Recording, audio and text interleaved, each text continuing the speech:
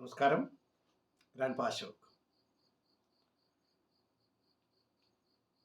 നമ്മുടെ മെൽനാവീസും ഒഡീസിയൂസും സന്ധിസംഭാഷണമൊക്കെ കഴിഞ്ഞ് യുദ്ധം അനിവാര്യമായിരിക്കുന്നു എന്ന് മനസ്സിലാക്കി തിരിച്ചുപോയി. പക്ഷെ ഒരു കാര്യമുണ്ട്,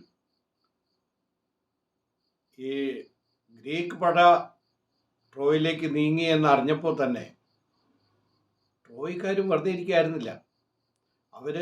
അവരുടെ അയൽ രാജ്യങ്ങളിൽ അയലത്തുള്ള രാജാക്കന്മാരെയൊക്കെ സഹായത്തിനായിട്ട് വിളിച്ചിട്ടുണ്ടായിരുന്നു. അപ്പോൾ അവരെല്ലാം ട്രോയെ സഹായിക്കാനായിട്ട് അങ്ങോട്ട് എത്തിയിട്ടുണ്ട്. കൂട്ടത്തിൽ ആരൊക്കെയാണ് വന്നിരിക്കുന്നത്? പോസിഡോൺ ദേവൻ്റെ സമുദ്ര ദേവതയായിട്ടുള്ള പോസിഡോണിൻ്റെ മകൻ സൈക്നോസ് പർവ്വതാകാരനാണ്, ഭീമാകാരനായിട്ടുള്ള ആളാണ്, അതിശക്തനായ യോദ്ധാവ്. അതുപോലെ അഫ്രോഡിറ്റി ദേവിയുടെ മകൻ എനയാസ്. അതുകൂടാതെ വടക്ക് ദേശത്ത് ത്രൈസിൽ നിന്നും സൈന്യം എത്തിയിട്ടുണ്ട്. തെക്ക് പ്രദേശത്ത് ദേവരാജാവായ സ്യൂസിൻ്റെ മകൻ സർപ്പിടൻ സൈന്യവുമായി എത്തിയിരിക്കുന്നു. ഇവരെല്ലാവരും ട്രോയ് സൈന്യയോടൊപ്പം ചേർന്നിട്ടുണ്ട്. അവരുടെ നേതാവാണ് ഹെക്ടർ, പിറയാൻ രാജാവിൻ്റെ മൂത്ത മകൻ, നമ്മുടെ പാരീസിൻ്റെ ജ്യേഷ്ഠൻ. ഇത് മാത്രമല്ല, എത്യോപ്യയിലെ മെംനോൻ രാജാവിൻ്റെ അടുത്തേക്ക് അവർ ആളെ അയച്ചിട്ടുണ്ട്, സൈന്യത്തെ അയക്കണമെന്ന് പറഞ്ഞിട്ട്. പക്ഷേ ഈ സന്ദേശവാഹകർ അവിടെ എത്തുമ്പോഴേക്കും മെംനോൻ രാജാവ് വളരെ ദൂരെ എവിടെയോ ആയിരുന്നു. അതുകൊണ്ട് അദ്ദേഹം എത്തുമോ എന്ന് ഇതുവരെ അറിയിപ്പ് കിട്ടിയിട്ടില്ല, കൺഫർമേഷൻ ഒന്നും കിട്ടിയിട്ടില്ല. പക്ഷേ ഇവർ വിചാരിക്കുന്നുണ്ട് അദ്ദേഹം സേനയായിട്ട് വരും എന്ന് വിചാരിക്കുന്നുണ്ട്. അപ്പോൾ അവരും തയ്യാറായിരുന്നു എന്ന് ചുരുക്കം. ഒഡീസിയൂസും മെൽനാവൂസും പാളയത്ത് തിരിച്ചെത്തിയതോടുകൂടി ഈ ഗ്രീക്ക് പട യുദ്ധത്തിനായിട്ട് പുറപ്പെട്ടു. ട്രോയയുടെ വിശാലമായ പ്രദേശത്തേക്ക് യവനപ്പട എത്തുന്നത് കണ്ട് ട്രോയ് സൈന്യവും പുറത്തിറങ്ങി. അവരുടെ നേതൃത്വം വഹിച്ചുകൊണ്ട് ഹെക്ടറും സൈക്നോസും മുന്നിൽ തന്നെ ഉണ്ടായിരുന്നു. ഭീകരമായ യുദ്ധം ആരംഭിച്ചു. സൈക്നോസ് യവനപ്പടയെ അരിഞ്ഞു വീഴ്ത്തിക്കൊണ്ട് മുന്നേറിക്കൊണ്ടിരിക്കുകയാണ്. ആരെക്കൊണ്ടും അവനെ സ്റ്റോപ്പ് ചെയ്യാൻ പറ്റുന്നില്ല, അവനെ ഒന്ന് തടഞ്ഞു നിർത്താൻ ആരെ കൊണ്ടും പറ്റുന്നില്ല. അത്ര ഭയങ്കരമായിട്ട് യുദ്ധം ചെയ്ത് അവൻ മുന്നോട്ട് വന്നുകൊണ്ടിരിക്കുകയാണ്. അവസാനം അക്കിലസ് മുന്നോട്ട് വന്നു. അക്കിലസ് തൻ്റെ കുന്തവും വാളും എല്ലാം ഉപയോഗിച്ചിട്ട് സൈക്നോസിനെ നേരിട്ടു. പക്ഷെ സൈക്നോസിനും പോസിഡോണിൻ്റെ പുത്രനായതുകൊണ്ട് അദ്ദേഹത്തിനും ഈ ആയുധങ്ങളൊന്നും ഏൽക്കില്ല.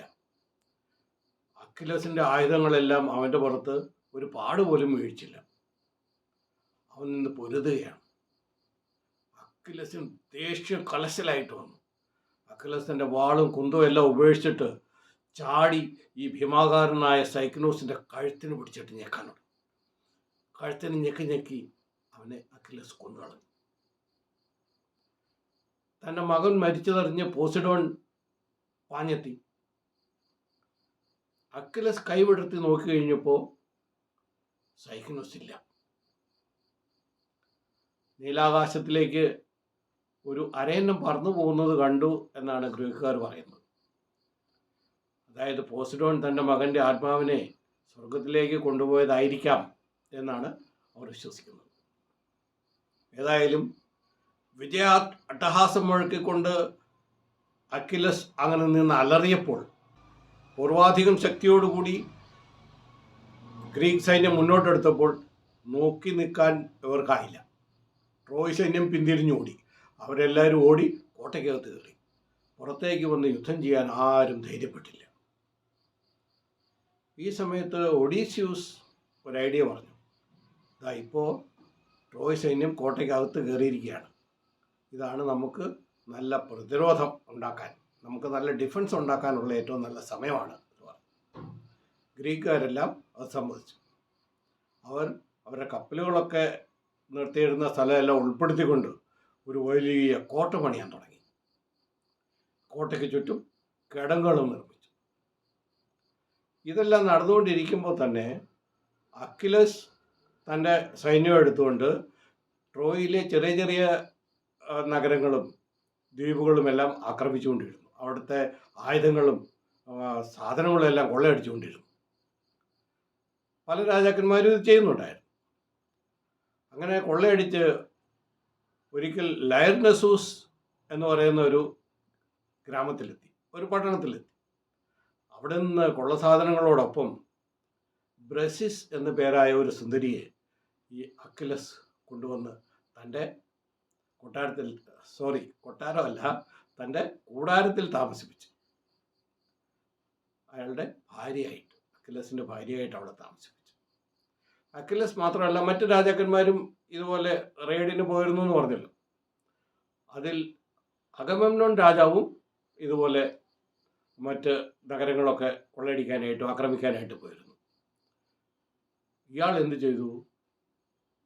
അപ്പോളോ ദേവന്റെ പൂജാരിയുടെ മകൾ സുന്ദരിയായ ക്രൈസിസ് എന്ന് പറയുന്ന യുവതിയെ പിടിച്ച് തൻ്റെ കൂടെ കൊണ്ടുവന്നു.